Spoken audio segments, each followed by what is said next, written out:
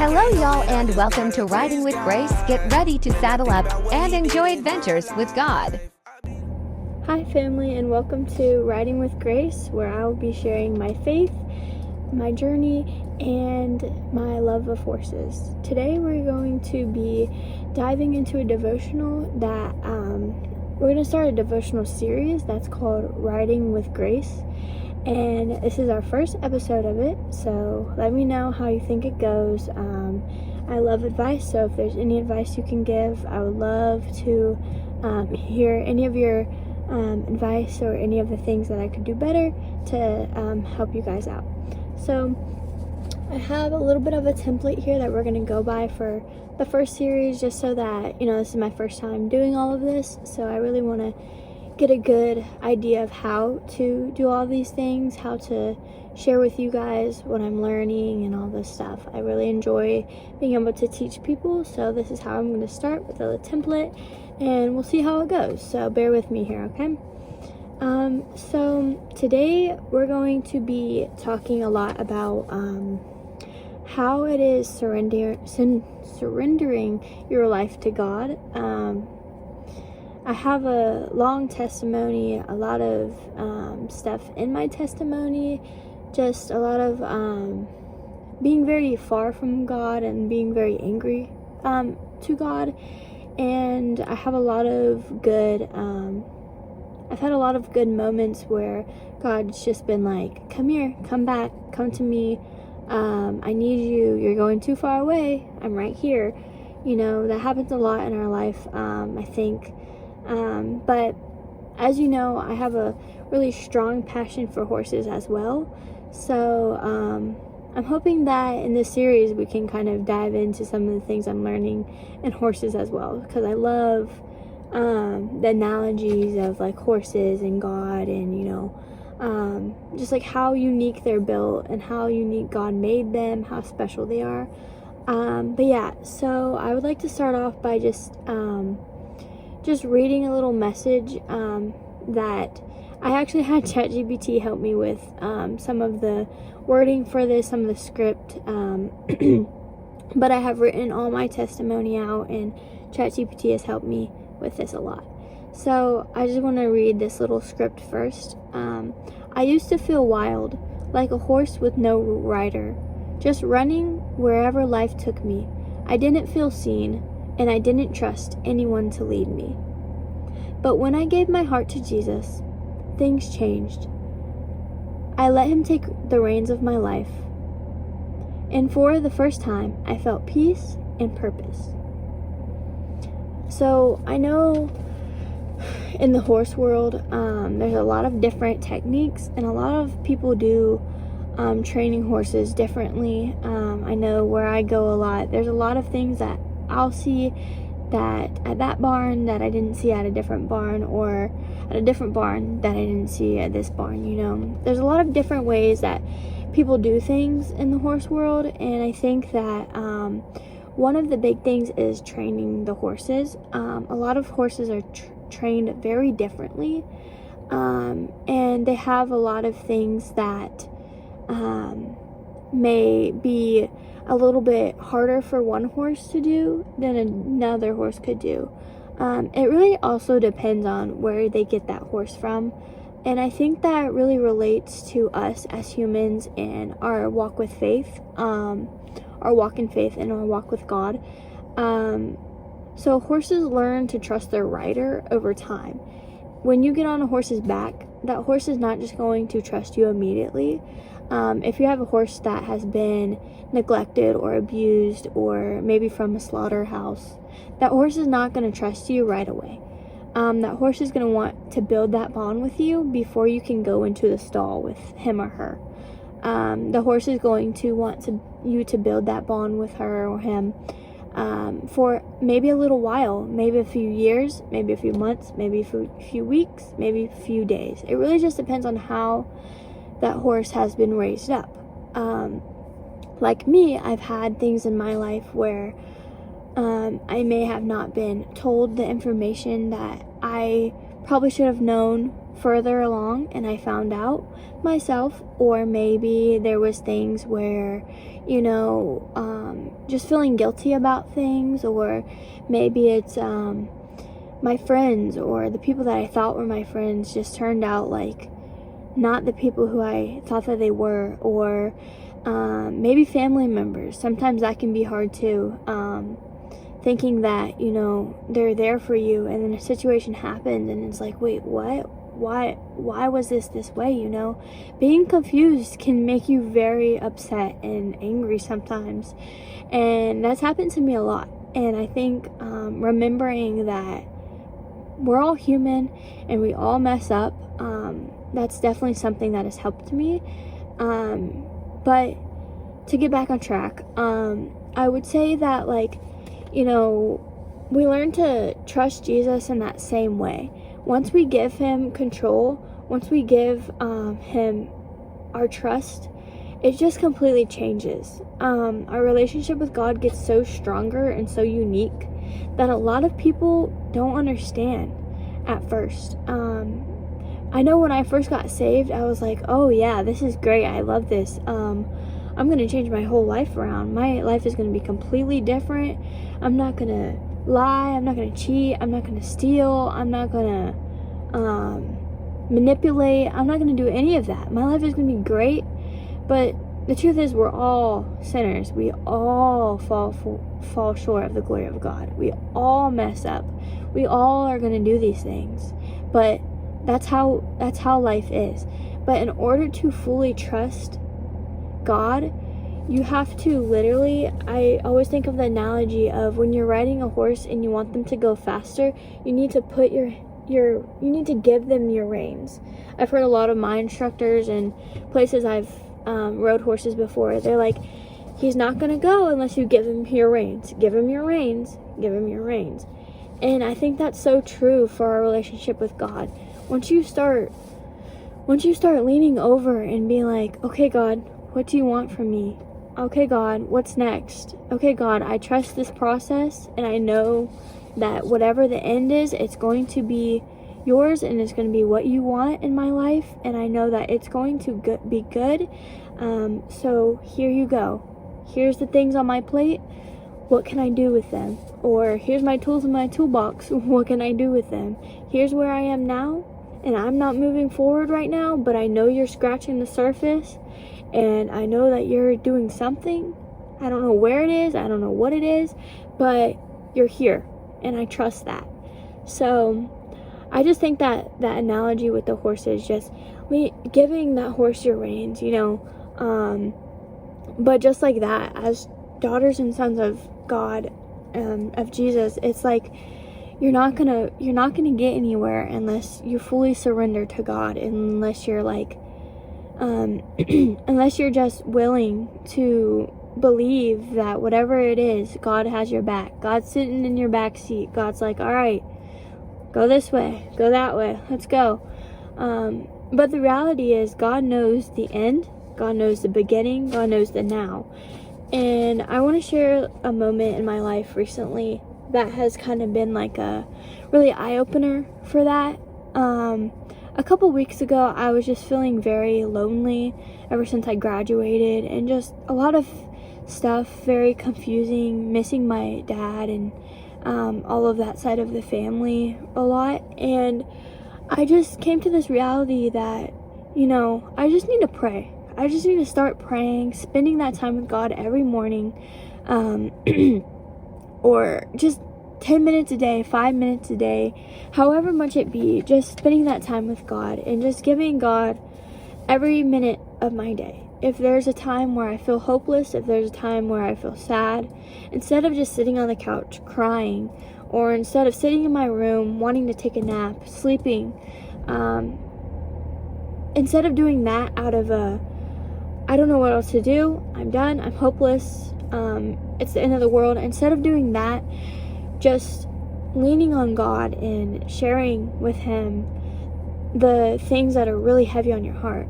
My aunt is a wonderful woman in my life, and I think that she said this a lot. She's always said, God knows the desires of your heart. God knows the desires of your heart.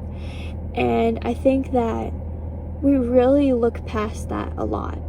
I definitely do. She told it to me today, like, God knows the desires of your heart. God knows the plan. And so there's just things that we want, or there's things that, that there's things that we really wish we could have. And it may not be a bad thing. It may be something that, just may not happen right now. And it's something that could really help you out, but it's just not happening, Like, for instance, since I just graduated, I've been feeling a little bit, like, I would say, like, I don't know what's gonna happen next, kind of. Very scared of kind of like what it's gonna intend. But until I started spending that time with God, praying, as soon as I felt like there was nowhere to go, as soon as I felt this is a dead road, let me just put my hands up and say, okay, there's nothing else to do. There's no more job applications I can fill out. There's no more people I can talk to. I've graduated. I don't have my teachers. I don't have, that support right now. But it's like, when you really think about it, until I started being like, okay, God, here's my reins. It's okay. What else can I do for you? I know that I'm in this situation now, but I know that with you, all things are possible. And I know that you have my future. You know what it entails, and you know what it holds. So here you go, God. Here you are. Until I started spending that really intimate time with him, I've really been realizing some things that I have never realized before. As you can tell, I've been kind of posting on Facebook more. Making these YouTube shorts have been a really good part of my life right now, with just expressing my emotions. I don't really sugarcoat anything on there. I put exactly what I'm dealing with. But one thing I think that's been hard is my mom. I have a long story about that, and she's always had a special place in my heart. And I think a lot of people see her different than I see her. I don't know her that well. I don't remember her a lot. I don't have really any memories of her. But I think that's another thing that I've kind of handed the reins over to God and been like, here you go. Yes, I wish I could see her. Yes, I would do anything to just have her next to me and just be like, hi, I miss you. I don't remember you. I wish I could do anything for that. But as soon as I went to God and I said, here you go. Take this. I'm broken. I'm sad about this. I miss her. I have a lot of grief over her. But here you go. That's when I first really started feeling that peace. And I wouldn't say it wasn't until a week or so ago that I've started feeling that way. And more confident to talk about her, more confident to share my story in that way. I've always said, oh yeah, I have a mom. I got taken away from her. She passed away. And there's that. And I would talk to my therapist about all of it. I would talk to them about how hard it is, how much I wish I could see her, how much I wish I remembered her. But I don't. I can't go back to those times. I can only go forward. And I think that's something so true that God wants us to do. He wants us to come to him with those things, But yeah, I think that just like a horse takes time to trust their riders and to build that bond with them. And we learn to trust Jesus the same way, by giving him the reins and just one step at a time. Next, here's the next moment, and the next moment, the next moment. Maybe that looks like just going somewhere and having that time with God. My dad used to always say that, maybe you just need a change of scenery. You just need to get up and move. Get up and move. Go somewhere else and you'll feel better. Just make that change, that first step. That's all it takes. And I think that's something so true as well, that I think God wants us to do. He wants us to take that first step, He wants us to be like, okay, come on, let's take that step. Let's move that foot. Let's place it down, But having the faith that God can move mountains, having the faith that God is in control of your life, will really get you a long way, and God will see that. As soon as you start trusting Him, He will give you the things you desire for, because I can testify that's exactly what's happening in my life right now. I don't know what job I'm going to get. I don't know what place I'm going to work at. I don't know where I'm going to be led to go, whether it's Montana or whether it's Jacksonville, There's so many different things that, are on my plate right now. There's so many options, there's so many opinions, there's so many new things that keep coming up, but trusting God in that. As soon as I start trusting Him, like full on, okay God, here you go, what do you have for me? As soon as that happened, I've been seeing little kids that have such a similarity to how I was when I was that age, looking at kids that I'm like looking in the mirror at. I'm like, I've been there, I felt that way. And coming around those families as well, like just being able to be like, if you need anything, let me know. Like, I don't know what it is I can do for you. I'm only young, I'm young. I don't know everything. I'm still having time, still learning things. I'm still having times where I don't know what to do. But I think it's so special when God gives you those people that are like looking in the mirror at, and you're like, I've been there. To be able to look at somebody in the eye and just be like, I've been there and I see you. Hearing that, my aunt and uncle have done an awesome job with that in my life. Like just being like, I understand what you're going through, or even I don't know what you're going through. I don't understand that. I've never been in those shoes. But if I were in your shoes, I understand how I would feel the same way. And it's just so special. And I think that God does the same thing. He's been through so much. And I just think that's so special to me. Just thinking about that. So I want to leave you guys off with a challenge when we wrap up. I would leave you guys in a challenge with, just thinking about what's one area in your life where you need to stop controlling and start trusting God more. So I would just leave you guys with that question, maybe to think about. There's been times in my life where I've been like, okay, I don't know what to do, but then I think about, how did I get there? Because I was trying to control my own life. Lying has been a big thing for me in the past, and it's like, why do I do that? I would get so like angry at myself, but then I would feel so guilty because I'm the one that lied. I'm the one that told that lie. But at the end of the day, why am I lying so much? Even when I'm like, oh, I'm gonna stop lying, I need to stop it, I need to stop doing that, I still catch myself doing that because it starts to be a habit. But why am I doing that? Because I want to control how my life goes. I want to control that feeling of, maybe it's because I want people to love me more. Maybe it's because I want people to come around me more. Maybe it's because I want attention. Maybe it's because I feel lonely.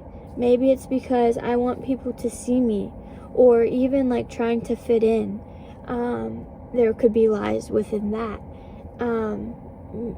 There's so many different things in my life that I would say where I needed to stop controlling God and trust God. Right now, I would say a place in my life where I need to stop controlling would be maybe still my job situation. I'm trying really hard to surrender to God and be like, here you go, God. Here's what I have. Take it, and all that stuff. But sometimes it gets hard.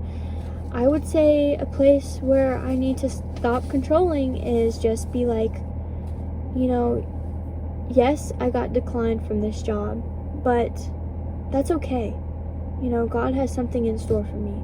Right after that application comes back in my email and says that I wasn't applied, instead of right away feeling disappointed, be like, okay, well, there's another door shut. What's the next door that will be opened, And so maybe just trying to have that approach on things instead of being like, okay, all right, well, there's that. Nothing else going to work, right away, and then going to God after that, But yeah, so I would just like to take a moment to just pray about, just praying about how, just asking God to lead my life. Maybe you're along with me. Maybe you're riding with me, Maybe you're in the saddle and you're just like, okay, Kylie, I'm going through the same thing. So just take a moment and pray with me. I encourage you, if you're going through that time like I am, let's just pray right now. Dear God, I thank you for everything that you've been putting in our lives. God, I thank you for the ups and the downs and every direction where we've been, Lord. I pray that in this moment, Lord, I pray that we'll just learn how to stop controlling our lives, stop trying to control, Lord, and just give you the reins, Lord. I pray that you'll just help us be able to see that you have it. You have us under control. You know the plans for our lives, Lord. I pray that if there's a time where we don't know what else to do, Lord, I pray that you will turn our eyes right straight back to you, Lord. I pray that if anybody is in a situation where they have so many options, but a lot of things keep coming back negative and negative, Lord, I pray that we'll be able to see the positive, and we'll be able to see the outcome of maybe what God's doing instead. Lord, I pray over this devotion, Lord. I pray that it will help me, Lord. I pray that it will help anybody that's hearing this, Lord. Pray that if anybody out there is struggling, in need of that look in the eye and say, I see you, I understand what you're going through, Lord, I pray that you'll just give them that person to just come eye to eye to them, Lord. I pray that if they don't have that person, I pray that they'll find it within you, Lord. In Jesus' name, amen. Alright guys, thank you for all of that.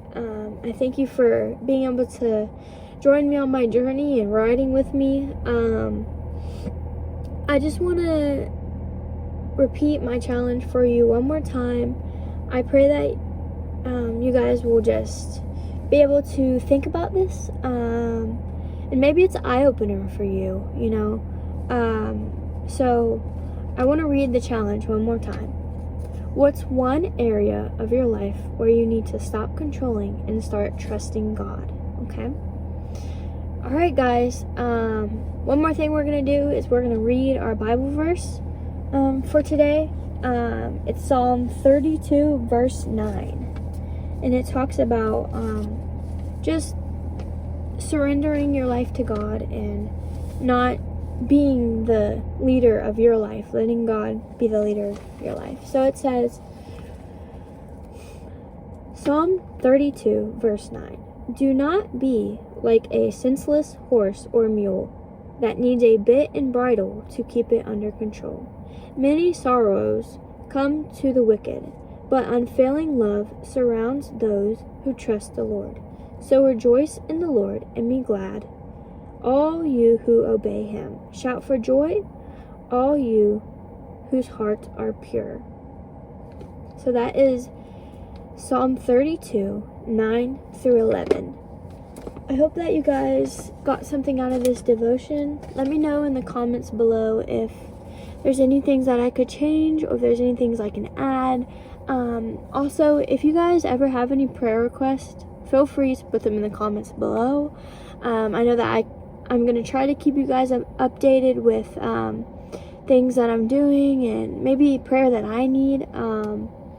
So yeah, I thank you guys for all your time, all your attention on just taking a moment to listen to this video. I'm praying that it will be an eye-opener or a strength builder for you guys, Lord, for you guys, and I'm praying that you guys will just be able to get something out of it as much as I do. So hope that you guys enjoy your week, and I will see about making another video and continuing our devotion series on Riding with Grace. And thank you for riding with me on my faith journey. Talk to you soon.